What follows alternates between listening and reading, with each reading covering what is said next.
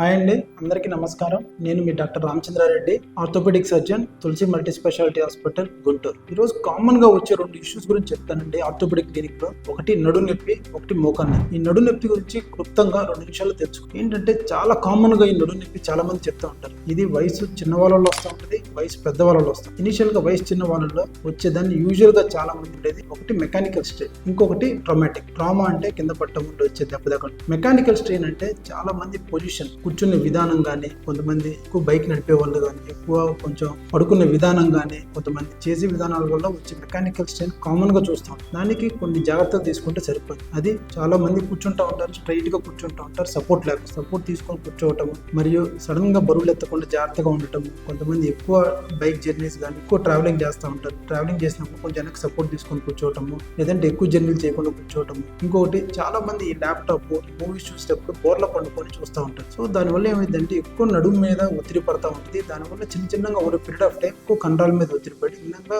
ఒత్తిడి స్టార్ట్ అవుతాం. సో ఇవన్నీ జాగ్రత్తలు తీసుకుంటే చాలా వరకు మెకానికల్ స్ట్రెయిన్ అంటే చిన్న వయసులో వచ్చే స్ట్రెయిన్ ఏదైతే ఉందో తగ్గించుకోవడానికి అవకాశం. ఇంకొకటి వయసు పెద్దవాళ్ళలో వచ్చేది డీజెనరేటివ్, అంటే వయసు మీద పడే కొద్దీ అరుగుదల వస్తా ఉంటుంది. అంటే ఒక డిస్క్, ఒక ఎముక, 2 ఎముకల మధ్యలో ఉండే ఏదైతే డిస్క్ అని ఒకటి, ఆ డిస్క్ అరిగిపోవటం వల్ల కింద ఒత్తుకొని దానివల్ల రాపిడి వల్ల వచ్చేది డీజెనరేటివ్ అంటారు. ఇంకొకటి వెనక పూసలు ఉంటాయి, డిస్క్ వెనక పూసలు, ఆ ఎముక దగ్గర ఎక్కడైతే లూజ్ అవటం వల్ల ఒక ఎముక మీద ఒక ఎముక జారటం వల్ల దానివల్ల వచ్చే నొప్పి ఇంకో రకమైన డీజనరేటివ్ కండిషన్. సో కొంతమందికి ఆ డీజనరేటివ్ కండిషన్స్ వచ్చినప్పుడు వాళ్ళకి కాలు తిమ్మిరి రావటం, కాలు చచ్చుబడిపోయినట్టు ఉండటం, కాలు ముద్దు పడుతున్నట్టు ఉండటం, వెనక తొంటి దగ్గర నుంచి ఒకటే లైన్ లాగా కింద పాదం దాకా నొప్పి రావటం, ఇవన్నీ చూస్తూ ఉంటాం. సో అది డీజనరేటివ్. సో వాటికి కొంచెం కంగారు పడాలి, వాటికి జాగ్రత్తగా అసెస్ చేసుకొని ఏంటి ప్రాబ్లమ్, ఏ లెవెల్లో నడుపుకుంటుంది, ఏ లెవెల్లో ఇంకా అరుగుదల వస్తుందని చూసుకొని దాని తగ్గట్టు ట్రీట్మెంట్ చేసుకోవాలి. సో మెకానికల్ స్ట్రెయిన్ కి చాలా వరకు కంగారు పడాల్సిన అవసరం లేదు. జాగ్రత్తలు ఏదైతే ఉన్నాయో, పోస్చర్ అంటే మనం రోజువారీ చేసే పనులు ఏదైతే చేస్తూ ఉంటే నొప్పి వస్తూ ఉందో అది తగ్గించుకుంటా జాగ్రత్తగా మార్చుకొని కొంచెం లంబర్ స్ట్రెంథనింగ్ ఎక్సర్సైజ్ చేసుకుంటా